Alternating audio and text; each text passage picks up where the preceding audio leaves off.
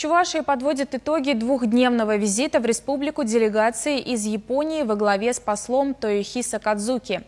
Рассказывая о проведенных за эти дни встречах, министр экономического развития, промышленности и торговли Чувашии Владимир Аврелькин сообщил, что гостям из Японии очень важно было пообщаться с представителями европейского бизнеса, которые работают в республике. Поэтому они сами изъявили желание посетить производство испанской рокогрупп ООО «Керамика».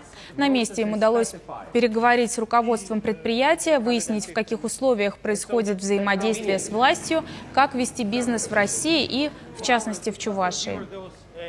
На Конде их очень заинтересовала индивидуальная рецептура для японского рынка, поскольку сегодня японцы тоже любят сладости. Но прежде всего японцев интересуют низкокалорийные сладости. На чувашском предприятии готовы разработать и такие конфеты. В свою очередь представители Японии выразили готовность ввести их на свой рынок. Владимир Аврелькин отметил, что впереди еще предстоят переговоры, но в целом посол и делегация увиденными остались довольны и даже впечатлены.